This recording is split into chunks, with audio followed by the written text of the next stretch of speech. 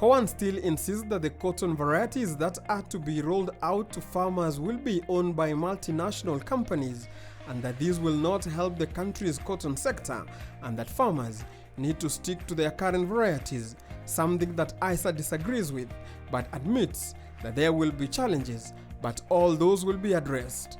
This is not going to help our cotton sector at all. One of the advantages that Burkina Faso had, they had invested a lot in producing their own cotton varieties, conventional cotton varieties. So when they banned the BT cotton, because there is a ban on BT cotton, you can't do BT cotton in Burkina Faso as we speak since 2016. They were able to go back to their good cotton varieties that they are conventional that they had researched on for many, many years. They have a good database of cotton seed cake. We don't in Kenya. Dr. Aturu will tell you what we have is seed from ginaries. We have no cotton seed in the market derived from our own research. So we are going to be marketing the technologies of developed countries at the expense of our own research institutions. So we are going to be a market for other people's seed. We are not doing anything for our own research, our own seed sector. So how is it helping Kenyans?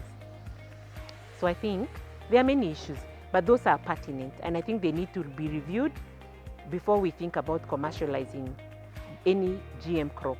When you look at Kenya, for example, do you know how many seed companies we have in Kenya? There are so many. There are more than 100 seed companies. And the experience we have seen in India, for example, or China and other countries that have adopted biotechnology, there's always an arrangement which is made between the developer of the technology and the seed companies. So we have what we call a licensing mechanism. And even you, Keitani, if you have a seed company and you'd like to produce biotech seeds, you negotiate with the bigger companies that have the technology, and they will allow you through a mechanism, to get that particular characteristic that you want in your seed. Let's say for maize, if you want maize that has a characteristic that helps reduce infestation by fall armyworm, you can negotiate for that trait and put it in your variety. So basically, it has a technology. This technology has a trickle-down effect where even local companies benefit a lot because they are able to add on to their line of seeds. It's the same case we have had with the hybrid seeds. We know that hybrid seeds, we don't produce them here. We have companies that, of course, are employing farmers and other smaller groups to produce hybrid seeds. And so when you have that kind of arrangement, you have many players in the field and monopoly is reduced. Nobody really, no country would like to have one or two companies monopolizing the agricultural sector. And this is why we have institutions like the African Agricultural Technology Foundation is negotiating for some of these what we call proprietary technologies that are owned by other bigger companies, so that we can put that technology in our crops, and so our seed companies now locally can start multiplying and selling the seeds. Cowan also feels the president is being misadvised on the issue of rollout of BT cotton as pressure from multinational companies behind the technology grows. Cowan also believes if Kenya allows the rollout of BT cotton to farmers, it will be easy for these companies to push for the release of other BT crops into the country.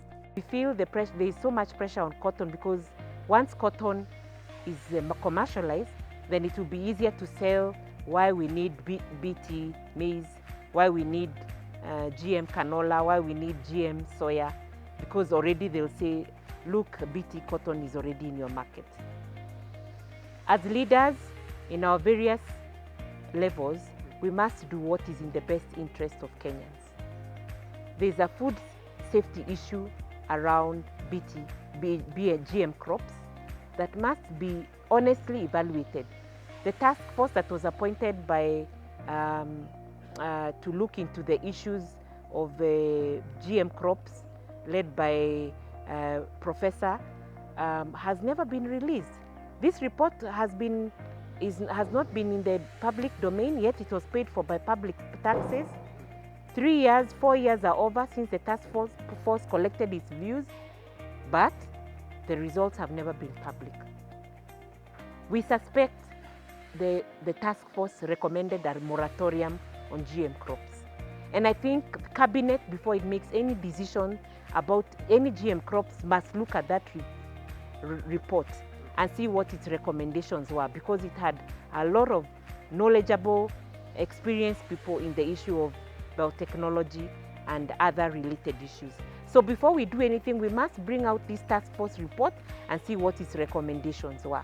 Just the same way we have removed Mishuki rules from our closet and seriously implemented them.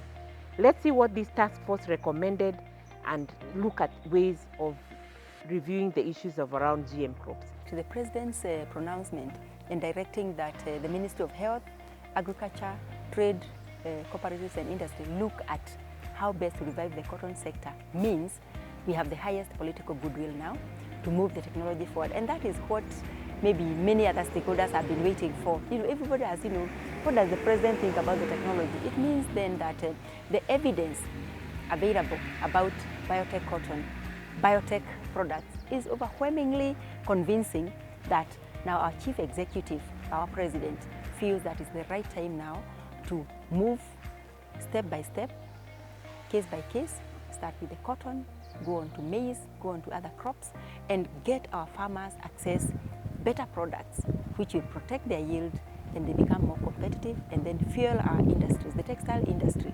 Wanjiru says the position of the global Loggarding movement is that they do not accept genetically engineering in agriculture because it is not a natural practice, though she admits that some of the gene mutation occurs naturally, but what they are against is any mutation that is not natural but induced in the laboratory by scientists. The pressure for genetic engineering in agriculture is really a commercial interest.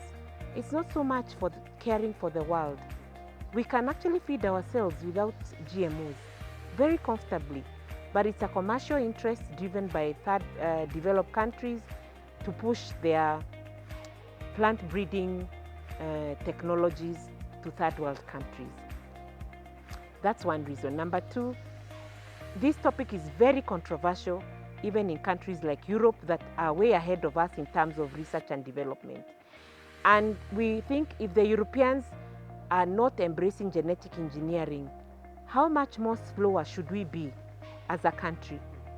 Europeans are well advanced in terms of what technologies they have, but they have a lot of reservations around genetic engineered GMOs or genetically modified foods. Why? We need to watch and find out why. Before we embrace a technology that will overwhelm us, if we are not managing pesticide residues in food, if we are not managing how we are using our agrochemicals, we are not able to monitor and evaluate how food is being grown, whether it's being grown in sewage. GMOs are complicated. If we don't, and I feel we can feed ourselves without going into that science because it's complicated and we are not even able to manage the simpler things. We can feed ourselves without GMO. We are convinced about it without any doubt. And we don't need them in this country. Kwan believes that the pressure for use of genetic engineering in agriculture is driven by a commercial interest by developed countries to push their seed breeding technologies to the third world countries and not of the care of the poor developing countries. Wanjiru believes that African countries can feed themselves without the use of genetically modified crops. As a sector, we know we can feed Kenyans without any genetic engineered foods. The pressure is from commercial interests and not necessarily because we are not able to feed Kenyans. If we looked at our soils, if we looked at embracing farmers' initiatives, especially around seed, and increasing even our indigenous foods and blending healthy foods, not just maize, we will feed Kenyans without requiring any technologies that are controversial in the global space. The network insists that genetic engineering in agriculture is not a silver bullet to low production in most areas of the agricultural sector as claimed by GMO companies, and that some of these crops have failed miserably in some of the African countries that went ahead and rolled out some of these crops, citing the case of Burkina Faso. I think we're not ready, and I'll tell you why. Number one, BT cotton has failed miserably in Burkina Faso, that was supposed to be the poster child for BT cotton production. It has also not done well in South Africa under smallholder production. Remember, our farmers are smallholder farmers. And therefore, we must look at our smallholder farmer situation. If we look at the national performance trials that are being undertaken currently, they are being done in research areas, in our research site, cultural research areas, and under irrigation.